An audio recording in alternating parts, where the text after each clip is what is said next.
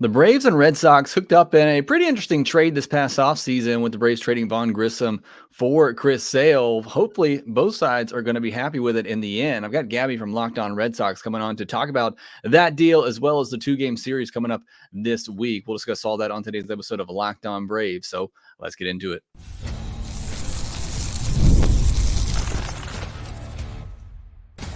You are Locked On Braves, your daily Atlanta Braves podcast. Part of the Locked On Podcast Network, your team every day.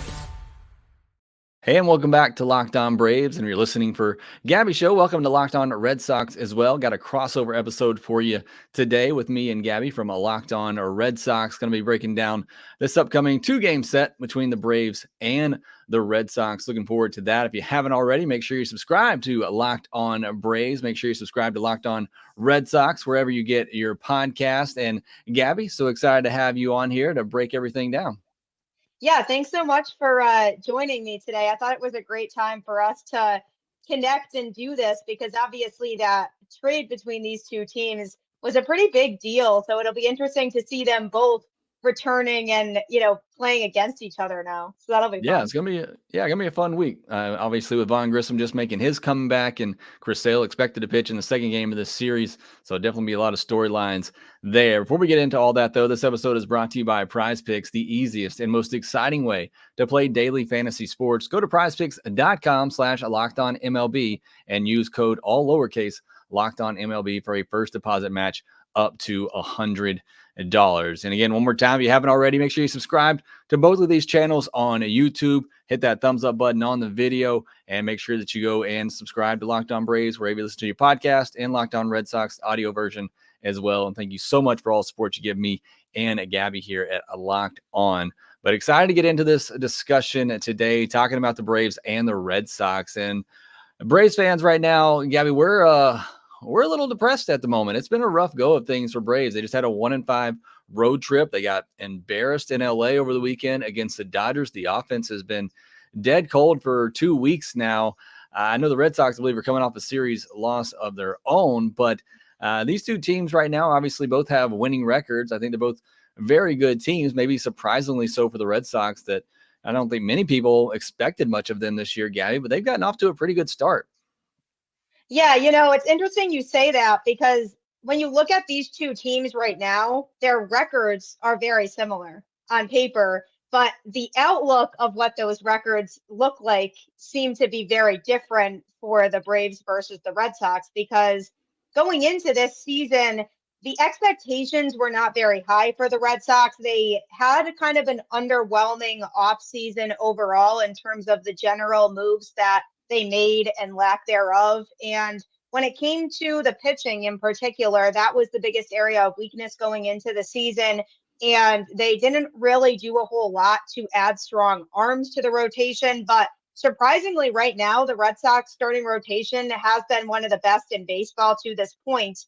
And one of the biggest things that I credit that to is the fact that they did bring in Andrew Bailey this offseason to work with the pitchers. He was a very desirable candidate for a lot of different teams in the offseason, and he has a history of turning pitchers into really strong arms. And I do think that is a good thing for the Red Sox that they have him here, and he's been able to really help this rotation to improve as a whole from last year. And I would say the other thing that makes the Red Sox, with where they're at now, considered a good spot for them is because they have a ton of injuries right now, lots of players that are on the injured list, and they're still managing to stay afloat and win some games. So I think there's a lot of optimism among the fan base in terms of, what are they going to look like when these guys come back, because they're not even fully healthy right now.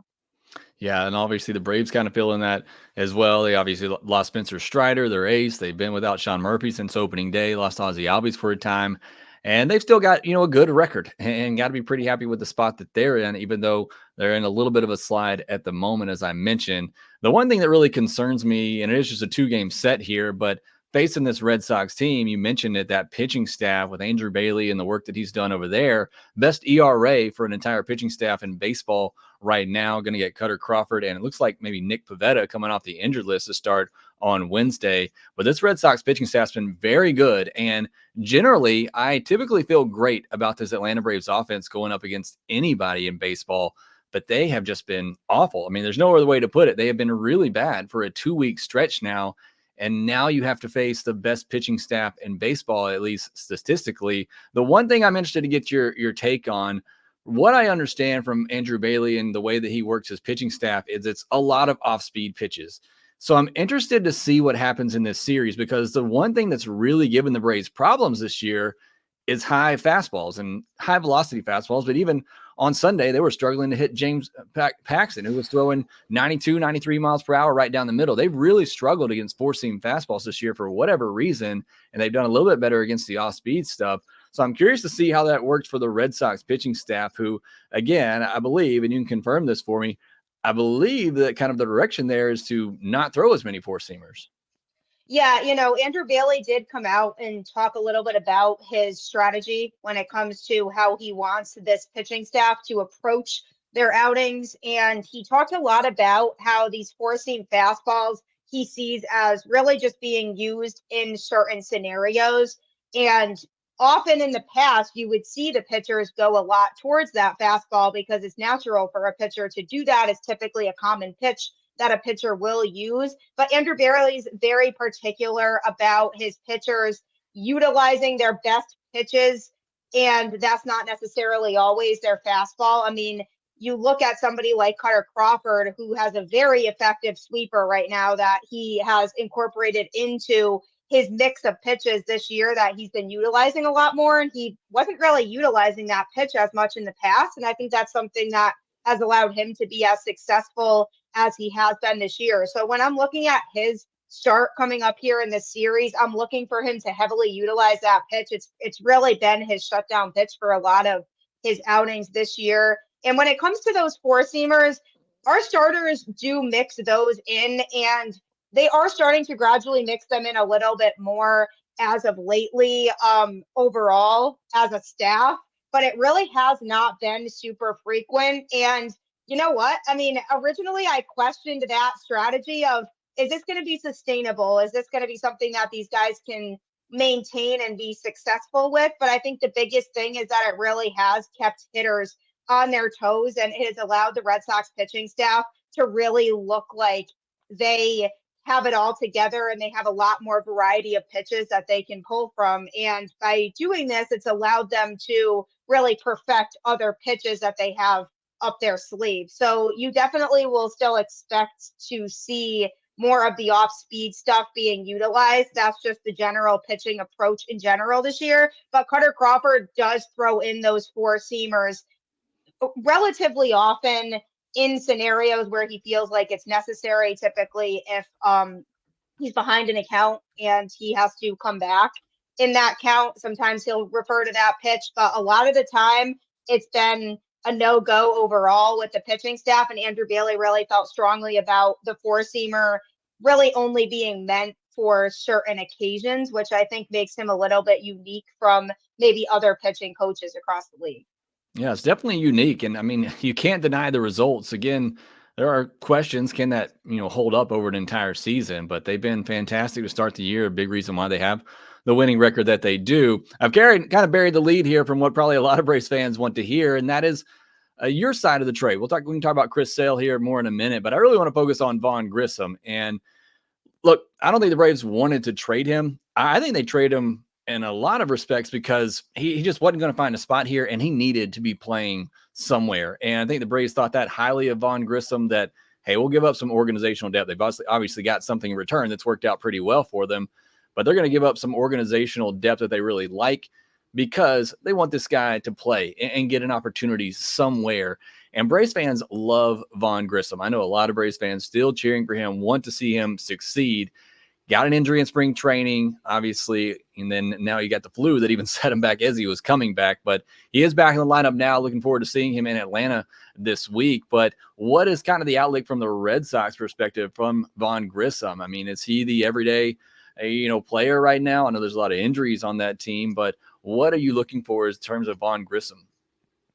Yeah, when the Red Sox traded for him, I really liked the player that they got. It seemed like the Braves organization saw him as a very valuable player. And I think they genuinely liked having him in the organization. And I've said this on my show before that the Braves just have so much talent on that team that it wasn't really a lack of talent that he had. It was more just there literally was no spot for him to play on that team. And you are right when you say he deserves to be playing every day. And second base was a position that the Red Sox needed to address because they were in a situation last year where they were platooning a few different players at that position all season, and their infield defense as a whole was a huge problem last year. And then Trevor Story came back and kind of fixed that problem by coming back and playing shortstop for the last couple months of the season.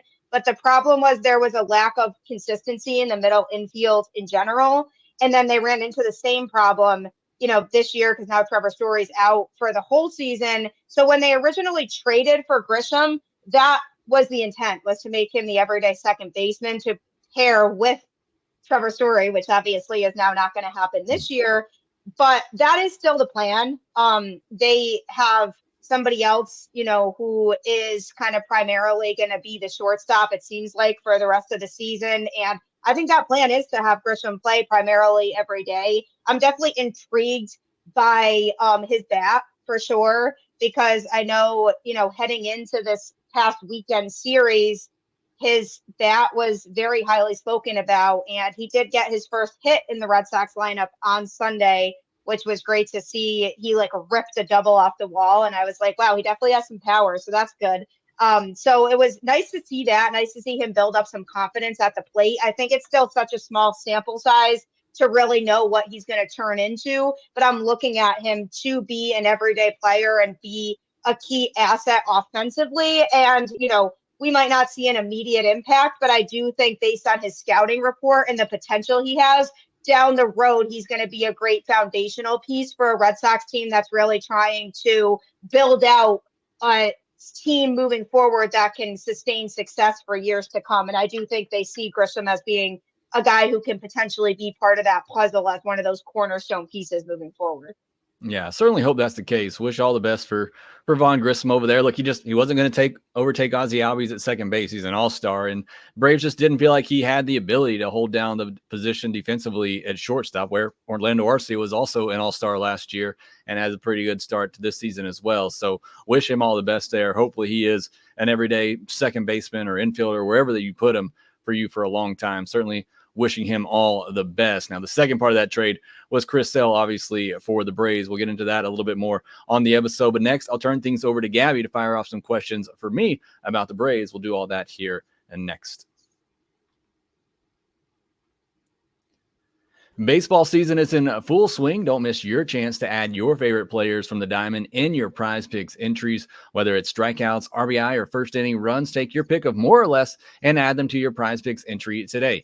PrizePicks is America's #1 fantasy sports app with more than 3 million members. It is the easiest and most exciting way to get in on the action while you watch your favorite sports and players. You just pick more or less on 2 or more player stats and watch all the winnings roll in and see what happens in these games like you're going to have between the Red Sox and Braves on a Tuesday. You can check out your PrizePicks app on Tuesday morning, see what the more or less line will be for Ronaldo Lopez and Kutter Crawford in that outing. See what they have for Ronald Acuna Jr. And usually it's going to be a combine of hits, RBIs. Will it be 1.5, 2? You pick more or less on that for Ronald on Tuesday. You can see all that on your PrizePicks app when you download it today. And when you do that, make sure you use our promo code LOCKEDON, all lowercase, for a first deposit match up to $100. Again, download the PrizePicks app today. Use code LOCKEDONMLB for a first deposit match up to $100. And then you just pick 2 to 6 players and decide if you think they'll go more or less on certain stats like strikeouts, hits, RBI, total bases, and more. Pick more, pick less. It's that easy with PrizePicks. Been telling you about Monopoly Go for a while now. You've been telling me about Monopoly Go. I've had so many listeners let me know in the comment section how much they love Monopoly Go, and I know you will too, because it is the smash hit mobile game that everybody is talking about right now. It lets you compete with your friends to get the most riches and the biggest empire. It's a monopoly you love, but it's on your phone anytime with tons of new twists, including leaderboards to compare your progress to your buddies. And there's so much to do. Play on countless dynamic monopoly boards, make your friends bankrupt by smashing their landmarks with a wrecking ball, and charge other players rent for your iconic properties. You can even work with friends to crack open a community chest in tournaments to get extra rewards and climb the leaderboard. So get back in the game right now, put your game face on, and download Monopoly Go free on the App Store or Google Play. All right, Gabby, jump back into our discussion now, and I'll turn things over to you, let you fire off some questions for me about the Braves. Yeah, I think we talked a lot about just the Red Sox and Braves making a pretty big trade in the offseason. And something that I was talking about on my show prior to this season was, what is their starting pitching rotation going to look like? Who do they see as being reliable pitchers that they can have in this rotation? And trading Chris Sale was something that I felt like was a possibility, but didn't feel confident that they would actually pull the trigger on that because, first of all, he hadn't really been able to stay healthy a lot the last couple seasons. So his value, I was not really sure if there was a team that was going to be willing to trade for him. And then the news came out that the Red Sox were trading Chris Sale to the Braves. And I said, oh, wow, that's crazy. I wonder what the return on that trade is. And then ultimately, really looking back on it, Chris Sale was at the point where he kind of had overseen everything that he could have done with this Red Sox pitching staff. And it was at the point where there wasn't really much more he could provide to a team that likely didn't think they were going to be competing this year. So in their eyes, they said we might as well trade him for somebody that could be more of a foundational piece moving forward. So my question to you is, when it comes to Chris Sale, and obviously we're going to see him in this 2-game series, why do you think that trade made sense for the Braves at the time to pick up somebody like Chris Sale? The Braves needed more potential top of the rotation arms. And look, that was a question mark for Chris Sale and may still be. He's obviously been that so far with a 2.82 expected ERA. He's, you look at his baseball savant page, everything's in the red there. He's been fantastic for the Braves, more than they could have hoped for. The Braves have gone into the last 2 postseasons, though, with a couple of guys down in their rotation, and getting somebody like Chris Sale, and you hated to give up Vaughn Grissom. We talked about it, but there was no spot for him on the Braves. So moving him made sense, and you get the Red Sox to pay for a good portion of that contract as well. And I think it was a risk worth taking. And it is a risk. Look, as great as Chris Sale has been, the injury history there, although a lot of that over the last several years has been, somewhat fluky. Had a finger injury, a rib injury as well. He did have shoulder injury last year that is more concerning. But when he's been on the field, I thought when he was on the field last year, at least looking at the expected numbers, he was still really, really good. That slider's still good. The velocity is still good. And I think he's still a really good pitcher. Now, maybe he's overperformed somewhat to this point, but it just gives the Braves added depth, which they desperately need now because they've lost Spencer Strider for the year. So now to have somebody like Chris Sale, who, again, I think still has that top of the rotation potential, it's just keeping him healthy is really obviously the big thing for the Braves right now. But it just gives them more depth in the rotation because, like, injuries, it's just a matter of when, not if right now for players and for pitchers in general. You're going to lose 1 or 2 throughout the season. So it's having as many good arms that you can have and getting a veteran, like Chris Sale, who's been through the fires. He's a competitor. And I think the Braves like that. They like the edge that he brings. They've kind of missing that the last 2 postseasons. So I think that was part of it as well. But I think bottom line is the Braves just thought he's still a really good pitcher, and they felt like if they could get him healthy and keep him healthy, he has a chance to do some really good things for this Braves team. Yeah, absolutely.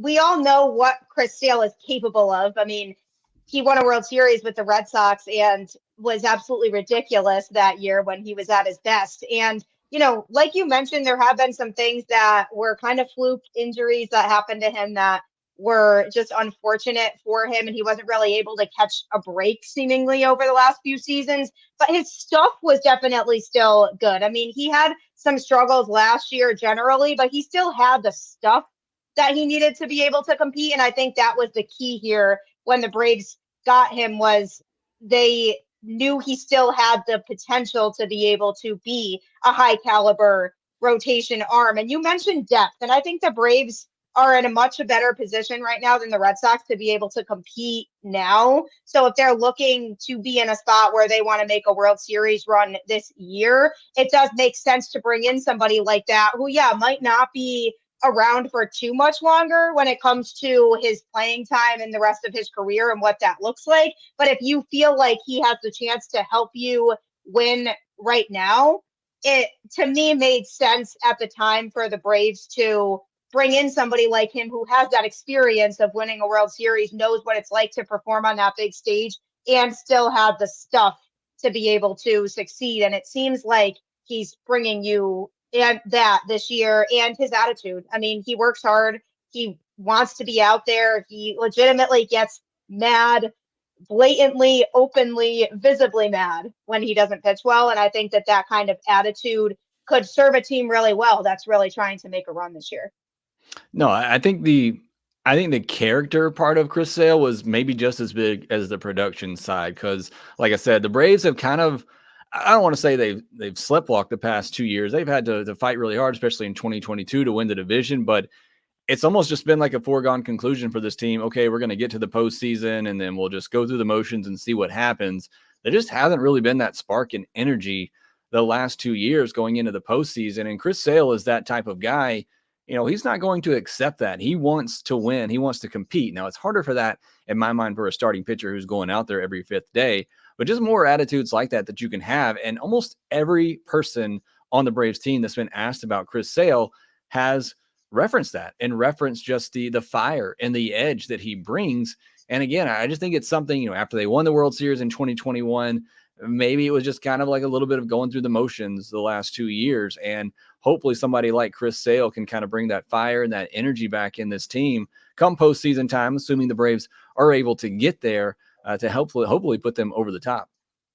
Yeah, absolutely. The character something is often unnoticed or not talked about as much, and is just as important as the on-field stuff. And he's somebody who can definitely provide that for you, but he unfortunately cannot fix your offense because he does not hit.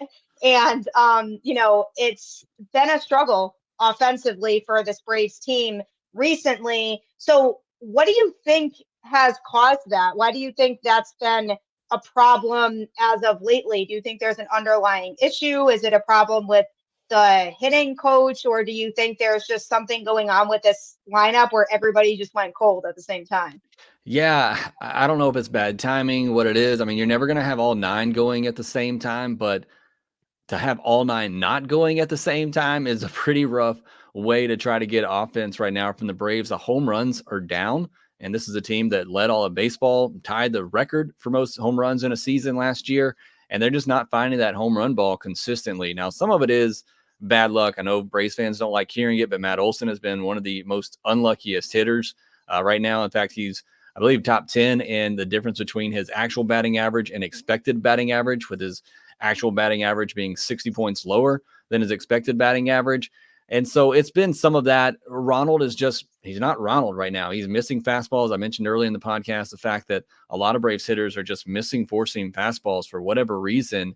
It just seems like they're a little bit off. And look, they're going to figure it out. They're going to get back to being that offense. But it's been a rough stretch for them. Again, there's nothing really underlying I can look at. Even the expected stats, I mean, in the batted ball numbers that you look at, they're all pretty much the same as last year. They are chasing a little bit more. They're being a little bit more aggressive. Maybe partially some of that is that some guys are pressing at the moment because they know the offense is struggling so much. So they'll get out of it, but it's been a rough go of things here for a while. But particularly it's been Ronald at the top, Austin Riley batting third, and Matt Olson fourth. Those three have just not been themselves for the last 2 or 3 weeks. And when your best 3 hitters in a lineup are all struggling at the same time, you're going to have some trouble scoring runs. Yeah, absolutely. So I'm definitely intrigued to see if their offense does wake up at some point soon. Hopefully it is not against the Red Sox in this upcoming 2-game series, but coming up, we definitely are going to be previewing that 2-game series, what to expect from both teams. What are the Red Sox going to come out looking like after their series loss against the Twins, although they put up a ton of runs in the final game of that series? Are we going to get that offense? What offense are we going to get? What version of the Braves are we going to get? So that's all coming up next. It's never too late to show your mom love this Mother's Day, and you can do so with DoorDash. Surprise mom with flowers, gadgets, and self-care essentials all in one place, delivered right to her door. Does mom have a sweet tooth? Is she a tech enthusiast? Maybe a beauty connoisseur? Or is she the outdoorsy type? No matter what she's into, you can make her smile with a fruit or flower bouquet, makeup, tech gear, workout wear, and more at DoorDash. Pair flowers with a gift card so she can celebrate any way she wants. Is she a bookworm? I know my mom is. Try out a bookstore gift card as well. Does she love a good latte? Get a gift card to her favorite coffee shop. Maybe they sell books at that coffee shop. You can get a combo there. You can't go wrong on DoorDash. Get all your Mother's Day gifts all in one place and get 50% off your next order, up to $15 when you spend $15 or more on your next flower, convenience, grocery, or retail order. Now, when you use the code LOCKEDONMLB, that's LOCKEDONMLB, when you use DoorDash on your next order for flowers, convenience, grocery, or retail orders right now on DoorDash. One more time, that code is LOCKEDONMLB. Order using DoorDash today. Terms do apply. All right, Gabby, it is a quick 2-game series. Pitching matchups are Kutter Crawford versus Ronaldo Lopez, both guys with a 1.5 ERA this year that most people didn't expect. And then it looks like Nick Pivetta will be coming off the IL to face Chris Sale, going against his former team on a Wednesday. Didn't really talk much about the Red Sox offense. You mentioned the injuries. I know Rafael Devers has been hurt some this year. Tyler O'Neill's been hurt some this year as well. But still, Gabby, it's been a top 10 offense for the most part all season long. They've still managed to get it done. Yeah, the offense going into the season was not a big concern for me.